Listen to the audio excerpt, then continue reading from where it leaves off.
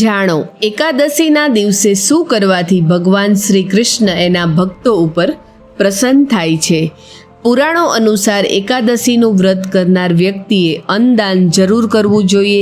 ભૂખ્યાને ભોજન અને તરસ્યાને પાણી આપનાર ભાવિકને 100 ગણું પુણ્ય થાય છે।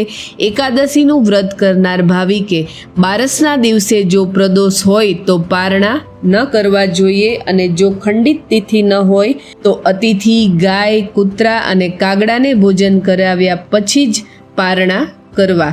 જે પણ ભક્ત જો 26 એકાદશીનું વ્રત નથી કરી શકતા તો એવા ભક્તોએ અષાઢ સુદ 11 એટલે કે દેવસૈની એકાદશીથી કારતક સુદ 11 જેને દેવ દિવાળી અથવા પ્રબોધિની એકાદશી કહે છે, આ પ્રમાણે વ્રત કરવાથી 4.5 મહિનાની એકાદશીનું વ્રત પૂરું થાય છે।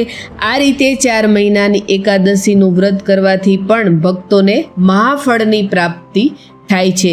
શાસ્ત્રો અનુસાર પરણેલી સ્ત્રીઓએ આ વ્રત પતિની રજા લીધા પછી જ કરવું જોઈએ। પુરાણો અનુસાર આ વ્રતના નિર્માણ કરતા દ્વાપર યુગમાં અવતાર ધારણ કરેલા ભગવાન શ્રી કૃષ્ણ છે। આ વ્રત શ્રદ્ધાથી કરનાર ભાવિકને એના વ્રતના પ્રભાવે ગોલોક અને વિષ્ણુલોકની પ્રાપ્તિ થાય છે। એકાદશીનું વ્રત કરનારે નદી તળાવ કે કૂવાના પાણીથી સ્નાન કરીને તન મનને શુદ્ધ રાખવા, વ્રત કરનારે અસત્યનો ત્યાગ કરવો, ક્રોધ ન કરવો, દિવસે નિંદ્રા ન કરવી, આમ કરવાથી વ્રતનું ફળ નષ્ટ થાય છે। વ્રત કરનારે રાત્રે ભજન કીર્તન કરી ઈશ્વરનું સ્મરણ કરવું।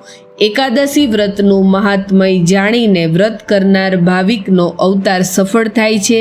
એકાદશીનું વ્રત કરનારના પિતૃઓ કુયોનિમાંથી છુટકારો મેળવીને સ્વર્ગલોકમાં વાસ કરે છે। આપ સૌ એકાદશી કરનારા ભાવિક ભક્તોને ભગવાન શ્રી કૃષ્ણના આશીર્વાદ હંમેશા મળતા રહે એવી અમારી સત્વેદ ટીમ તરફથી આપ સૌને શુભકામનાઓ। જય શ્રી કૃષ્ણ।